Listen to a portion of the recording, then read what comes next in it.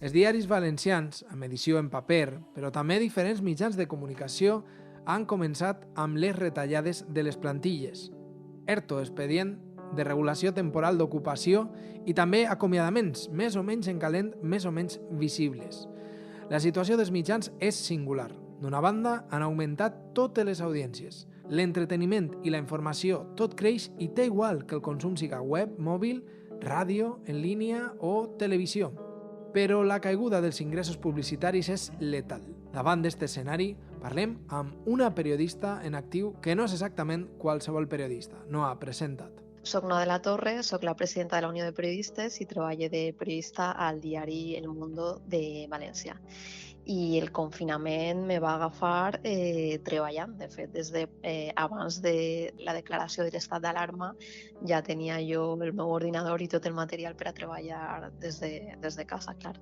Teletreball totes les hores del dia, eixe món per als periodistes és anterior a l'arribada del coronavirus. Però això de no poder eixir al carrer per fer periodisme, com t'ho estàs fent? A veure, els periodistes, especialment els de diari, estem acostumats a no tindre horari.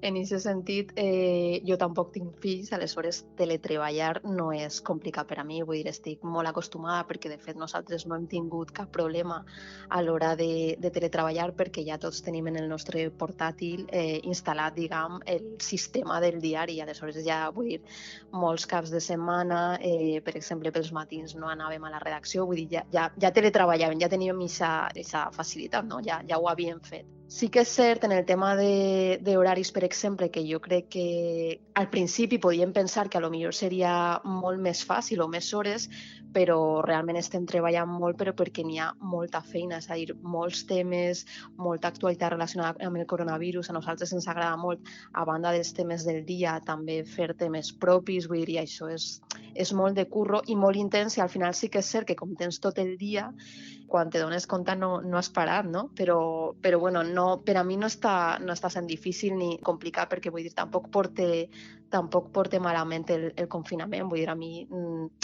òbviament m'agrada eixir a passejar i tot això, però no em genera una situació d'ansietat el fet d'estar tancada a casa ni res, vull dir, ho porto bé, m'agrada llegir, aleshores que quan tinc temps lliure agafe un llibre, no patisc l'avorriment ni res d'això.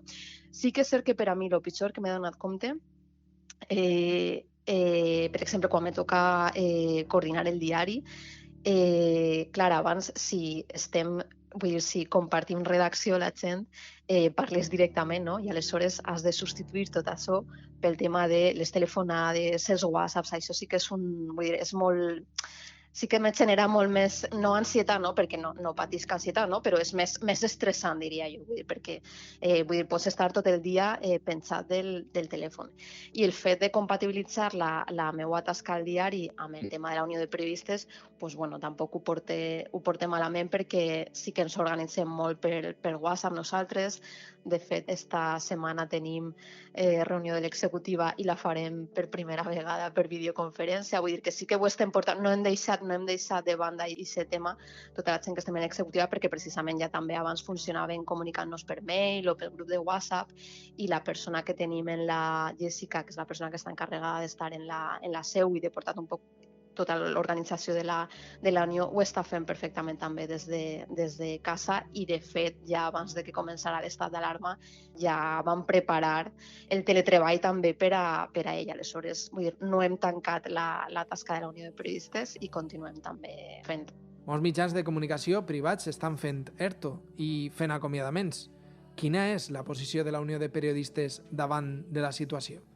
Fins a quin punt els mitjans han de tindre un tracte diferent ara que comencen a arribar ajudes?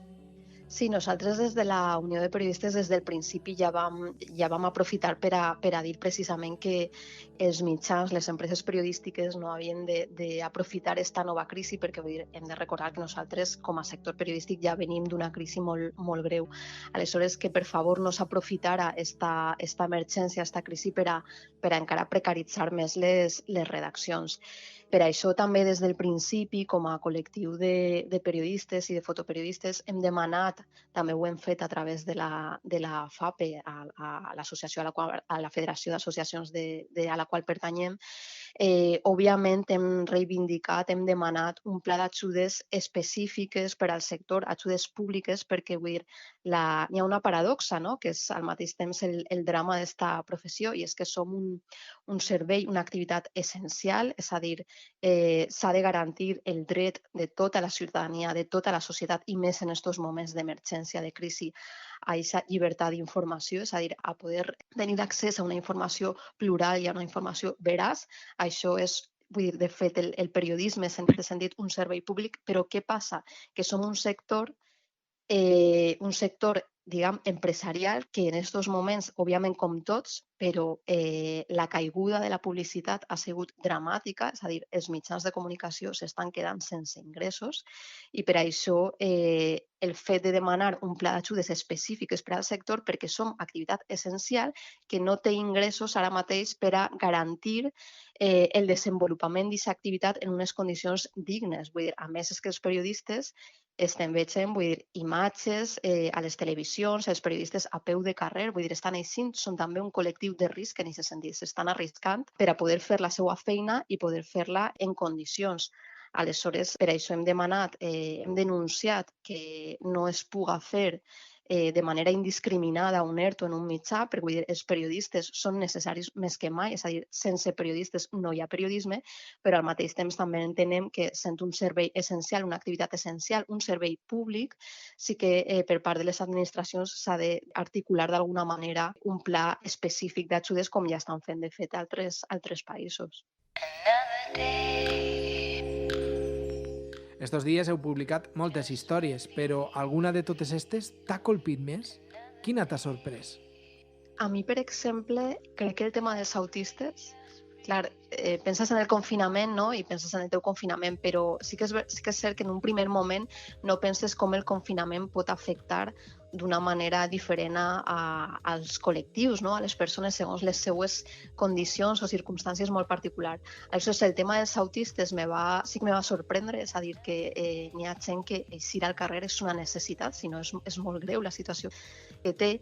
I després també una altra va ser el tema de les presons, per exemple, de com afectava el confinament a tot el tema, per exemple, de la droga. Vull dir que sembla una tonteria, però clar, n'hi ha gent enganxada que, òbviament, si el seu dia a dia, vull dir, girant tot això, aleshores, pues, clar, vull dir, és que te canvia tota la perspectiva i pot ser tot encara pitjor del que ja ho és, no? Noa, per acabar et pregunte, què faràs quan tot això acabe? Què és el primer que voldràs fer quan este malson passe? Les dues coses que més m'agraden fer són llegir i viatjar. Aleshores me falta el viatjar. A més, jo sóc molt feliç també, vull dir, això que diuen de que viatjar és felicitat durant el viatge, després i abans, pues jo és totalment cert per a mi, i sóc molt feliç quan puc planificar un viatge, quan puc llegir sobre el destí. Aleshores me falta això, vull dir, perquè no puc planificar, ja estava planificant abans de tot això, ja estava planificant el viatge de l'estiu, i òbviament ara no té sentit perquè ni tan sols sé si podré viatjar. Aleshores és una cosa que m'encantaria fer una vegada tot això s'acabara, encara que fora agarrar el cotxe i la carretera sense anar a cap puesto especial, però sí que m'agradaria molt viatjar.